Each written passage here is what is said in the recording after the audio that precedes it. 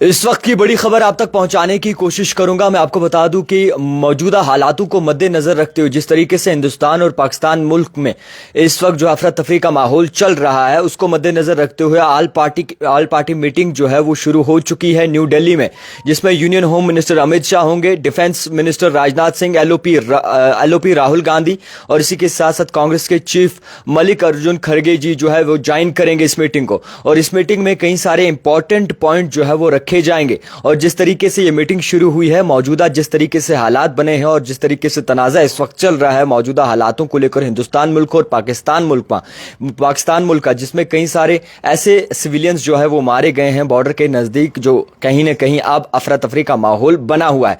पुंछ की बात करें तो पुंछ में भी बहुत सारे ऐसे लोग जो हैं वो मारे गए हैं। और इसी के साथ साथ अगर बात करें तो करीबन 59 के करीब तादाद बताई जा रही है जिसमें वो जख्मी हुए हैं। सीज फायर जिस तरीके से वायलेशन हुआ है एलओसी पे, और इसी को मद्देनजर रखते हुए हिंदुस्तान मुल्क की तरफ से जिस तरीके से ऑपरेशन सिंदूर जो है वो अंजाम दिया गया है, और उसको मद्देनजर रखते हुए आज न्यू दिल्ली में ऑल पार्टी मीटिंग जो है वो की जा रही है। हाल ही में ये मीटिंग शुरू हुई है। इस मीटिंग में जो मौजूदा लीडर्स बैठेंगे, यूनियन होम मिनिस्टर हो Amit Shah, defence minister Rajnath Singh, LOP Rahul Gandhi और इसी के साथ साथ कांग्रेस चीफ मल्लिकार्जुन खड़गे जी जो है वो ज्वाइन करेंगे। सबसे पहले मैं आप तक ये बात वाज़ेह करूं कि इसमें क्या क्या चीजें डिस्कस होने वाली हैं।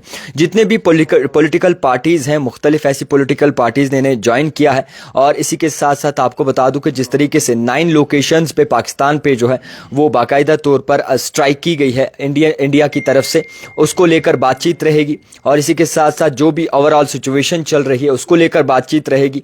और ऑपरेशन सिंदूर को लेकर जो है मजीद इस पर जो है बातचीत होगी कि क्या हुआ आखिरकार और किस तरीके से जो है ऑपरेशन सिंदूर बाकायदा तौर पर अंजाम दिया गया।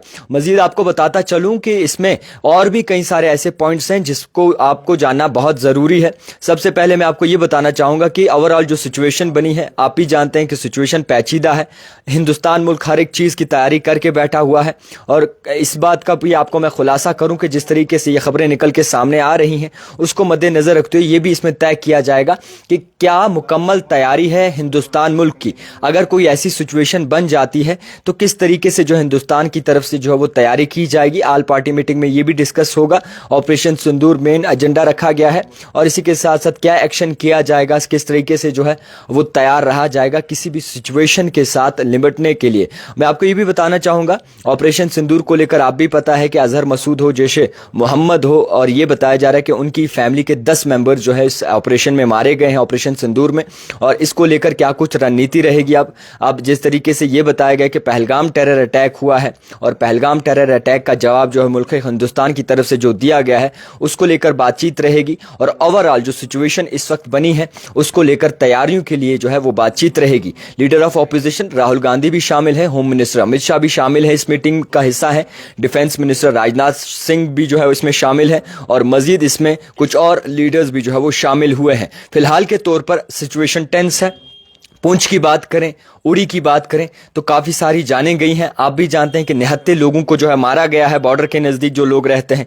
और कई सारी जगहें पुंछ में जो खाली भी करवाई गई हैं। रेड क्रॉस के निशान भी जो है वो हॉस्पिटल्स पे बना दिए गए हैं। और इसी के साथ साथ बारामूला की बात करें या फिर मुख्तलिफ नॉर्थ डिस्ट्रिक्ट की बात करें तो आरटीओ की जानिब से ये हुक्मनामा दिया है कि स्कूल्स की बस जो है वो वैकेंट करें। और वो स्कूल्स की बस जो है बाकायदा तौर पर मंगवाई गई हैं।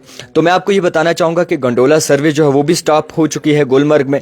Overall international border LOC international borders पर जिस तरीके से इस वक्त हालात बने हैं उसको मद्देनजर रखते हुए टोटल जाने जो है इस वक्त 13 गई हैं। और करीबन 60 के करीब जो है लोग जो है इंजर्ड हुए हैं।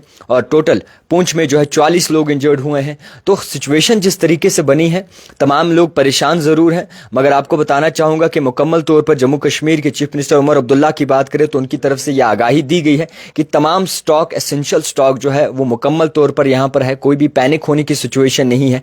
अब आप देख रहे होंगे कि स्टोर गार्ड्स जितने भी हैं राशन लेने के लिए लोग दौड़ रहे हैं, वहाँ पर भीड़ भाड़ कर रहे हैं, ऐसा कुछ नहीं है। तमाम स्टॉक अवेलेबल है, कोई भी डरने की बात नहीं है। और आपको बता दूँ कि जिस तरीके से पेट्रोल लेने के लिए लोग दौड़ रहे हैं, ऐसा कुछ नहीं है, पैनिक होने की सिचुएशन नहीं है, तमाम स्टॉक अवेलेबल है। और इसी को बात को मद्देनजर रखते हुए चीफ मिनिस्टर उमर अब्दुल्ला की तरफ से भी साफ तौर पर यह कहा गया कि पाकिस्तान मुल्क जो है ट्रिगर कर रहा है कि हमला हो और वॉर होना चाहिए, मगर ऐसी चीज़ों को हम बढ़ावा नहीं देंगे। अमन और शांति वाली चीज़ें जो है वो जम्मू कश्मीर में होनी चाहिए ताकि हालात भी बेहतर हों और तमाम लोग भी जो है सही तरीके से अपनी ज़िंदगी गुजारें। मगर सबसे बड़ी बात यह है कि पुंछ के नज़दीक जितने भी लोग रहते हैं इस वक्त वो परेशान हैं, इस वक्त वो परेशान हाल हैं। लोगों ने अपने घर आज तक इतनी मेहनत करके बनाए और आज वो घर उनकी सामने, आंखों के सामने जो है नेस्तो नाबूद किए जा रहे हैं। उनके बच्चे मर रहे हैं, 2 भाई बहन मर गए, जिनको मारा गया।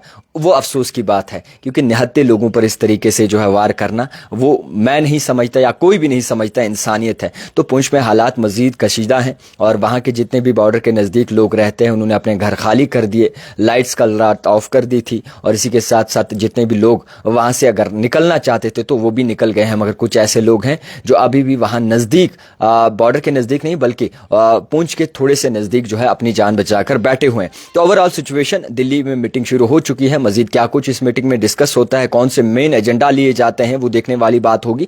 ज़्यादा से ज़्यादा शेयर कीजिए और फॉलो कीजिएगा ताकि हर एक अपडेट आप तक मुकम्मल तौर पर पहुंच सके।